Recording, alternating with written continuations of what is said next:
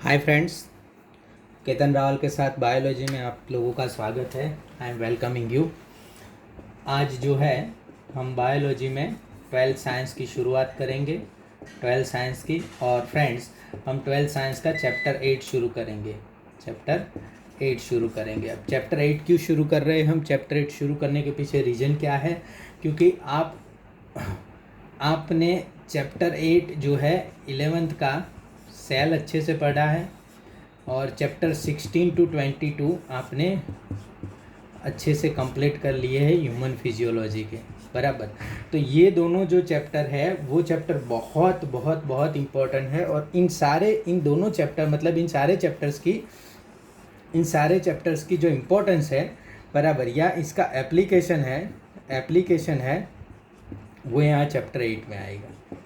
मतलब आपने समझो कि यहाँ ये पढ़ा 11th में, ये पढ़ा कि एक जो है वो कार में क्या क्या चीज़ें आती है, किस तरह से कार बनती है और क्या होता है। और यहाँ आप ये पढ़ोगे कि भाई इस कार को कैसे मुझे चलाना है। समझ में आया बराबर? तो यहाँ और क्या क्या इसमें खामियां हो सकती है, यहाँ पे हमने पूरा ह्यूमन सिस्टम पढ़ा, पूरा सेल पढ़ा, किस किस तरह से चीज़ें होती है ये पढ़ा। अब यहाँ हम देखेंगे कि डिसीज़ क्या होते हैं ह्यूमन हेल्थ में, ह्यूमन हेल्थ होता क्या है, किस तरह से होता है। तो देखो फ्रेंड्स, सबसे पहले जो है पहले के ज़माने में ह्यूमन हेल्थ को जो लोग देखते थे, या जिस तरह से हम हेल्थ को कंसीडर करते थे, वो हम ये सोचते थे कि हेल्थ जो है हमारा फिक्स होता है कहीं बाहर से, कहीं एक्सटर्नल जो है वो ताकत या एक्सटर्नल एनर्जी जो है वो हमारा हेल्थ जो है वो फिक्स करती है। और पहले ऐसे ही मानते थे, बहुत सारी चीज़ें हम अभी भी मानते हैं और डरते हैं कि अगर ऐसा नहीं मानेंगे तो कुछ हो ही जाएगा। तो ये human health and disease, health के बारे में बहुत ज़्यादा इशू है हमारे पास। हमारे गांव में, आप जिस गांव में से आते हो, गांव में हेल्थ के बारे में बहुत ज़्यादा इशू है, बहुत ज़्यादा सुपरस्टिशन है। और इसका रीज़न ऐसा नहीं है कि लोग ऐसा मानते हैं, इसका रीज़न कहीं ना कहीं इकोनॉमिकल भी है। लोग इकोनॉमिकल इतने कैपेबल नहीं है हमारे आसपास के जाके महंगी दवाई या महंगे डॉक्टर्स के पास महंगे टेस्ट करवा सके। तो इसलिए वो छोटा सा काम करते, अपना काला धागा ला के डाल देते हैं। तो फिर इम्यून सिस्टम कई लोगों की काम कर जाती है और ठीक हो जाता है, कई लोगों का नहीं करता और ज़्यादा बीमार होते हैं। तो हम कहते हैं उनको भरोसा नहीं था, बिल्कुल विश्वास नहीं करते लोग भगवान पे, इसलिए ये हो गया उनके साथ।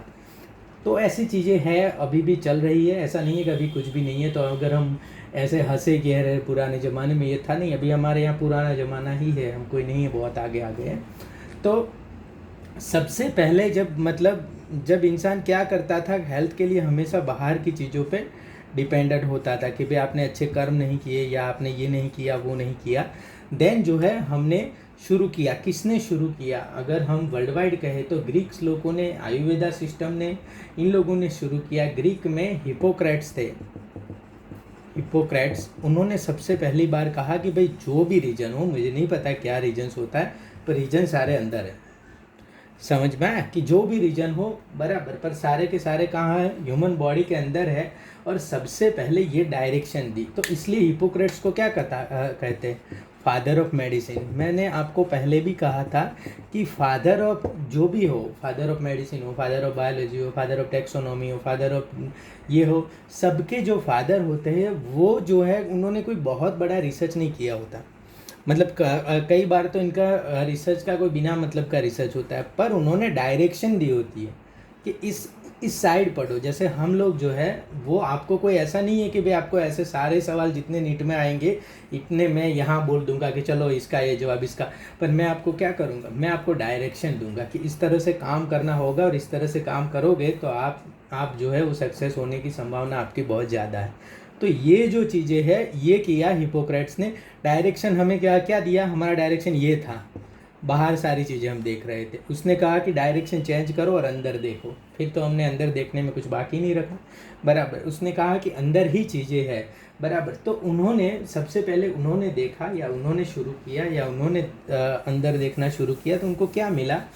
उनको ये लगा, देखो बराबर ध्यान रखना, उनको ये लगा कि शरीर के जो है, बॉडी के जो है वो अलग अलग कंपार्टमेंट है, और इसमें कुछ ना कुछ लिक्विड भरा हुआ है। क्या हुआ है? लिक्विड भरा हुआ है। देखो बराबर याद रखना, ब्लड कहीं नहीं कहा इन लोगों ने, बराबर लिक्विड का भरा हुआ है। और उसको उन्होंने कहा क्या? बाइल। और सेम टू सेम आयुर्वेदा में देखो, आयुर्वेदा वाले भी ब्लड कहीं नहीं कहते, वो क्या कहते हैं, बॉडी 3 चीज़ों से बनी है, वात, कफ एंड पित्त। मैंने गुजराती में लिखा है बराबर, वात, कफ एंड पित्त, इन 3 चीज़ों से बॉडी बनी, ऐसा आयुर्वेदा कहते हैं। ब्लड उन्होंने कहीं लिखा ही नहीं। और एक बात भी है, बहुत पुरानी सिस्टम थी बराबर, ब्लड क्यों नहीं लिखा, ब्लड तो मतलब ऐसा नहीं है कि बहुत माइक्रोबायोलॉजी से पता चले, उन्होंने नहीं लिखा बराबर। तो ये जो उन्होंने कहा कि ऐसे बाइल से या छोटे छोटे लिक्विड के बॉडी में कंपार्टमेंट होते हैं, और उन्होंने 3-4 टाइप के बाइल भी देखे थे कि येलो बाइल, आपके लीवर में से जो बाइल निकलता है वो येलो बाइल है, और वो हम देखेंगे किस तरह से लीवर भी वो बाइल बनाता है, आपने चैप्टर 16 में देखा भी होगा बराबर। येलो बाइल जो है, फिर उन्होंने कहा कि ब्लैक बाइल बराबर। और ये मतलब उन्होंने कहा कि ये जो बाइल होते या जो कफ वात पित्त होते, उनका बैलेंस अगर कुछ गड़बड़ आ जाए तब हमें डिसीज़ होता है। समझ में आया? उन्होंने कहा कि अगर जो उनका बैलेंस जो है वो गड़बड़ आ जाए तो हमें डिसीज़ होता है। तो उन्होंने कहा कि ब्लैक बाइल अगर किसी में ज़्यादा हो जाता है, उसको अगर गुजराती में कहेंगे तो ह्यूमर, ब्लैक ह्यूमर, या कहेंगे कि गरम तासीर, तासीर इज़ द राइट वर्ड, गरम तासीर। हम कहते हैं कि उसकी तासीर गरम है, या ये गर्मी सह नहीं सकता या ठंडी सह नहीं सकता, ठंडी तासीर है, गरम तासीर है, तो इसको कहते हैं इंग्लिश में ह्यूमर। क्या है? ह्यूमर बराबर। तो उन्होंने कहा कि जिसमें ब्लैक बाइल ज़्यादा हो, गरम तासीर का हो है, और उसमें फीवर ज़्यादा आता है, इसको क्या है, फीवर बहुत ज़्यादा आता है। तो अगर फीवर किसी को ज़्यादा आता है तो उन्होंने माना कि इसमें क्या है, ब्लैक बाइल ज़्यादा है बराबर।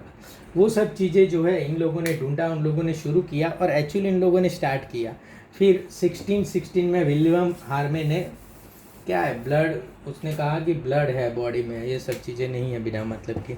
1616 में किसने, विलियम हार्वे। बहुत दुख है कि यहाँ पे कोई इंडियन तो है ही नहीं बराबर। विलियम हार्वे ने क्या कहा कि ब्लड है। अब देखो कितनी पुरानी है आयुर्वेदा सिस्टम, और हम अभी भी इस ज़माने में भी आयुर्वेदिक में एक भी चीज़ ज़्यादा ऐड नहीं कर पा रहे बस। और बहुत ही गुस्सा हो जाते हैं जब मैं इंडियन स्कॉलर से बात करता हूँ या उनको कहता हूँ कि भाई आयुर्वेदिक सिस्टम में बहुत सारी खामियां हैं तो जिसको सुधारनी चाहिए। तो नहीं, वो उनको नहीं चाहिए, उनको ये है कि ये लिखा है एंड ये हमने पहले लिखा था या हमने बाद में लिखा था, हम आगे हैं या हम पीछे हैं। तो इन्फेक्शियस डिजीज़ के लिए आयुर्वेदिक सिस्टम बराबर काम नहीं कर पाई।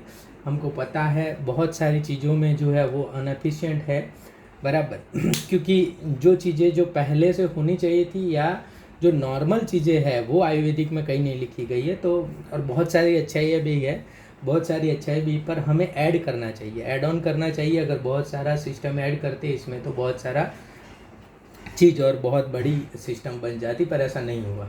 चलो, विलियम हार्वे ने सबसे पहले बार डेमोन्स्ट्रेट किया नॉर्मल बॉडी टेम्परेचर में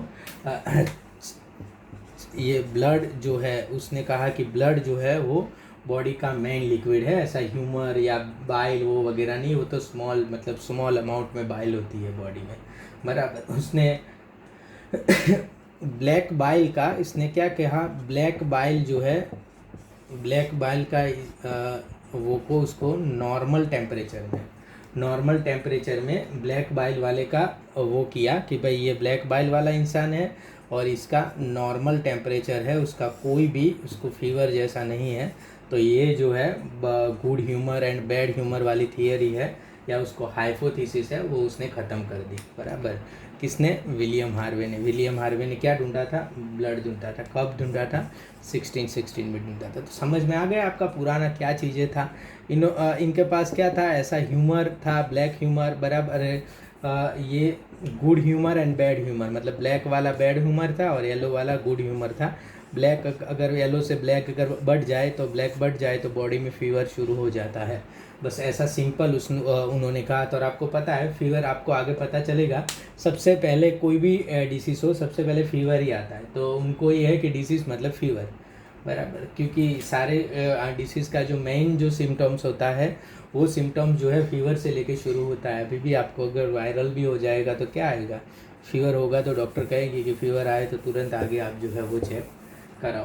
तो अब जो है आगे के ईयर में उन्होंने कहा कि good humour and bad humour तो कुछ भी नहीं होता। एक वो भी चीज़ है कि जब आप कहो कि ये नहीं होता तब आपको कहना पड़ता है, तो फिर होता क्या है, समझ में आया? जब आप कुछ भी चीज़ के लिए ये कहो कि ये नहीं होता, तब आपको आगे आपकी भी बात रखनी पड़ती है कि ये नहीं होता तो होता क्या है।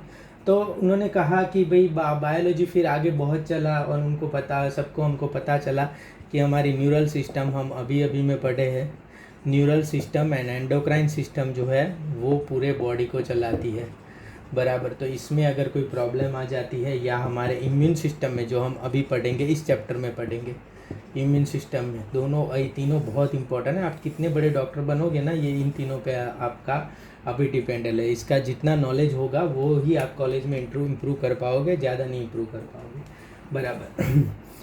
देखो, नॉलेज में आगे बढ़ना बराबर है, पर फंडामेंटल्स अगर आपके क्लियर नहीं होंगे तो आप कितने पीछे हो जाओगे। न्यूरल सिस्टम है, एंडोक्राइन सिस्टम है एंड इम्यून सिस्टम है, वो हमारा हेल्थ मेंटेन करती है। तीन सिस्टम जो है वो कोऑर्डिनेशन में चलती है एंड हमारा हेल्थ मेंटेन करती है। तो अब जो है यहाँ पे एनसीईआरटी में कुछ चीज़ें दी है कि कितने टाइप के डिसीज़ होते हैं, मतलब कौन कौन से डिसीज़ होते हैं, किस किस से हेल्थ हमारा अफेक्ट होता है, क्या डिसीज़ होते हैं, तो वो हमें देखने होते हैं। देख, एक तो इन्फेक्शियस डिसीज़ होते हैं, बराबर। आप देखना किस किस टाइप के डिसीज़ होते हैं। फर्स्ट टाइप जो है इन्फेक्शियस, मतलब जो आपको इन्फेक्शन लगाते हैं, इन्फेक्शियस,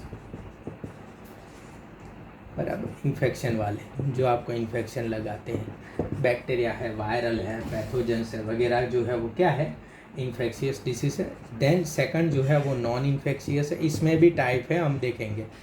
इन्फेक्शियस है डिसीज़ जो आपको मतलब ऐसे, या नॉन कम्युनिकेबल, मतलब वो ऐसे फैलते नहीं हैं, आपको होते हैं तो फिर आपको ही होते हैं, पूरा सब जगह आप फैला नहीं सकते, आप जो है वो होस्ट के लिए, मतलब होस्ट के जैसे नहीं काम कर सकते। देन थर्ड जो होते हैं, बराबर, ये हो गया ये। अब थर्ड जो होते हैं वो जेनेटिक डिसीज़ होते हैं, जेनेटिक डिसऑर्डर, मतलब जीन्स में अगर कुछ प्रॉब्लम हो जाए, चैप्टर 6 में हम पढ़ेंगे, बराबर। तो ये इन टाइप के जो है वो डिसीज़ है हमारे पास, क्या है, इन्फेक्शियस डिसीज़ है, नॉन इन्फेक्शियस डिसीज़ है, जेनेटिक डिसीज़ है, बराबर। अब इनमें सब सारे के सारे डिसीज़ जो है वो इधर ही आते हैं। अब देखो, इन्फेक्शियस डिसीज़ जो है वो, इसमें क्या क्या होता है, बैक्टीरिया से होता है, बैक्टीरिया है, सारे के सारे छोटे जर्म्स हैं, बैक्टीरिया है, वायरस है, फंजाई है। आप मुझे बताओ कि ये सब जब हमें नहीं पता होगा तो कितना प्रॉब्लम होता होगा, पता नहीं कैसे ये डिसीज़ होते हैं और क्या होता है, कितना हम जो है वो कंफ्यूज होते होंगे। अब हमें थोड़ा पता चलता है कि एक डिसीज़ क्या कर सकता है। कितने दिनों से घर बैठे हैं, सारा सिस्टम चेंज हो गया, सब चेंज हो गया। तो इन्फेक्शियस डिसीज़ जो है वो बैक्टीरिया, वायरस, फंजाई, प्रोटोजोअन्स, बराबर, राउंड वॉर्म, फ्लैट वॉर्म, ये सारे के सारे वॉर्म्स वगैरह, बैक्टीरिया, ये सब क्या करते हैं, डिसीज़ करते हैं, और जिसका इन्फेक्शन हम जो है वो आगे फैला सकते हैं। अब नॉन इन्फेक्शियस डिसीज़ में बहुत ज़्यादा डिसीज़ है, बराबर, मतलब बहुत टाइप के डिसीज़ है। नॉन इन्फेक्शियस डिसीज़ में कौन कौन से आएंगे हम देखेंगे। इन्फेक्शियस का आपको क्लियर हो गया कि भी इन्फेक्शियस ऐसे होते हैं। अब नॉन इन्फेक्शियस में क्या होता है, नॉन इन्फेक्शियस डिसीज़ में देखो, सबसे पहले तो डेफिशिएंसी डिसीज़ होता है। डेफिशिएंसी डिसीज़, अगर आप खा नहीं पा रहे, आपको प्रोटीन की डेफिशिएंसी है, आपको विटामिन की डेफिशिएंसी है, बराबर, तो ये क्वाशियोलकॉर्स है, मरासमस है, विटामिन सी की है, स्कर्वी है, इंसुलिन की है, तो डायबिटीज़ है, ये सारी डेफिशिएंसी वाले डिसीज़ है जो है वो इसमें आते हैं। समझ में आ गया? आपके पास नोट्स है, नोट्स में कंप्लीट लिखा हुआ है, बस आपको डायरेक्शन चाहिए कि किस किस तरह से चीज़ों को आपको अरेंज करना है। तो नॉन इन्फेक्शियस डिसीज़, अगर किसी को डायबिटीज़ है तो आप क्या कहोगे कि ये नॉन इन्फेक्शियंसी है और डेफिशिएंसी डिसीज़ है, बराबर। तो आप अगर कुछ भी पढ़ना चाहोगे डायबिटीज़ के बारे में और बहुत बड़ी बुक में से पढ़ोगे और इसमें चीज़ें दी होगी, तो आप डेफिशिएंसी डिसीज़ का चैप्टर खोलोगे, आपको पता है कि इसमें डायबिटीज़ मिल जाएगा मुझे, क्योंकि किसकी डेफिशिएंसी होती है, इंसुलिन की, बराबर। अब देखो डीजनरेट, इसके बाद डेफिशिएंसी डिसीज़ के बाद क्या है, डीजनरेटिव डिसीज़। डीजनरेटिव मतलब कोई ऑर्गन आपका काम करना बंद कर दे, कोई ऑर्गन आपका काम करना बंद कर दे, हार्ट डिसीज़ है बराबर, लीवर के डिसीज़ है, किडनी के डिसीज़ है, अगर माल फंक्शन कर दे कोई भी बॉडी ऑर्गन जो है, डीजनरेटिव डिसीज़ का आप बराबर ध्यान रखना, कोई भी बॉडी ऑर्गन जो है वो क्या कर दे, माल फंक्शन कर दे, तो इस टाइप के डिसीज़ जो है वो डीजनरेटिव डिसीज़ है। कौन टाइप के है वो, नॉन इन्फेक्शियस, इन्फेक्शन नहीं फैलाते। देन जो है यहाँ पे थर्ड टाइप जो हमें देखना है वो क्या है, एलर्जिक डिसीज़।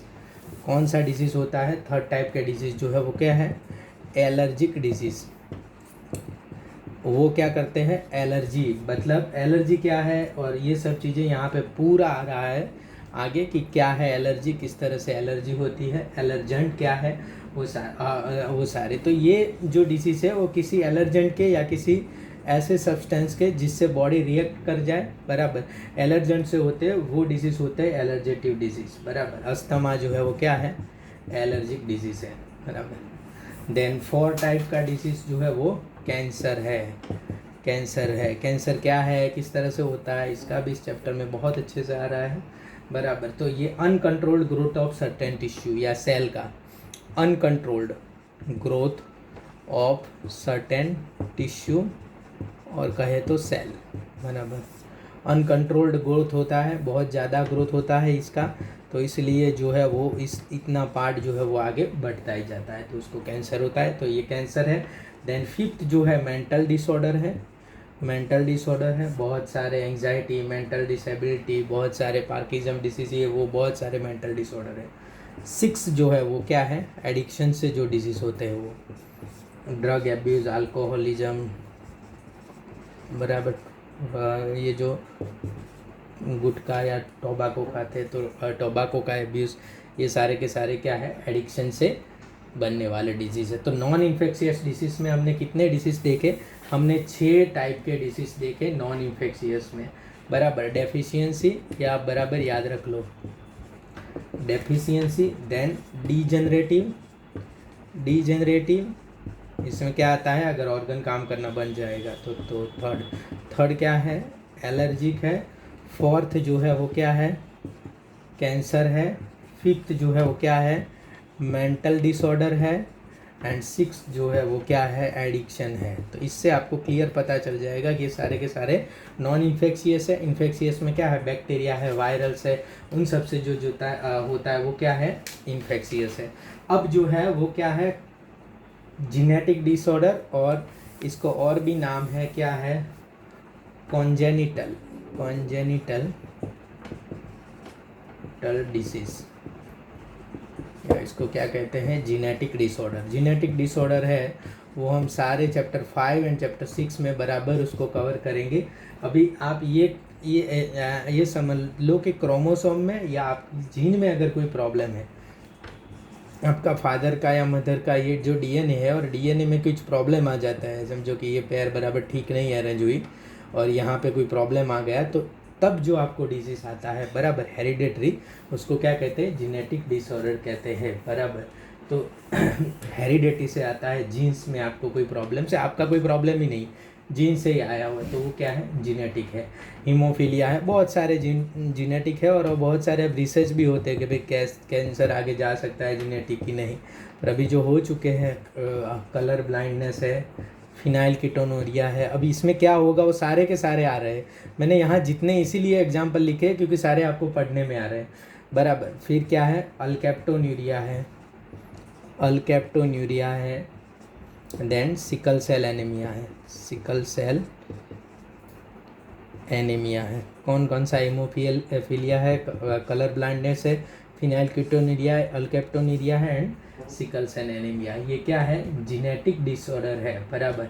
अब क्रोमोजोम, ये देखो, ये डीएनए में अगर कुछ प्रॉब्लम हो तो क्रोमोजोम के एबेरेशन, मतलब क्रोमोजोम के अरेंजमेंट में कोई प्रॉब्लम हो, समझो 33 पैर है क्रोमोजोम की, एक आधी कम पड़ गई, ज़्यादा पड़ गई, तो इससे जो होता है वो है डाउन सिंड्रोम। ये भी आ रहे हैं अच्छे से आपको, Turner syndrome, then Klinefelter syndrome, ये तीनों याद रखना, और ये भी सब याद रखना आपके आगे आ रहे हैं।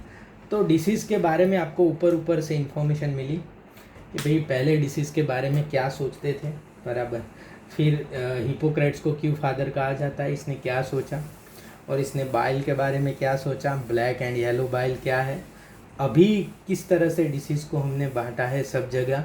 तो अगर कोई भी डिसीज़ आपके पास आ जाए तो आप non infectious, infectious, mental disease इस तरह से बराबर बांट सकते हो। जेनेटिक डिसीज़ है, किस तरह से ये जो है वो डिसीज़ बांटे हैं। अब आगे के लेक्चर में हम क्या देखेंगे, आगे के लेक्चर में हम देखेंगे कॉमन डिसीज़ क्या है, हमारे ह्यूमन के अंदर जो कॉमन डिसीज़ होते हैं वो क्या होते हैं, किस तरह से फैलते हैं, क्या इनका सिम्टम्स होता है, वगैरह चीज़ें हम आगे देखेंगे। Thank you friends, thank you very much.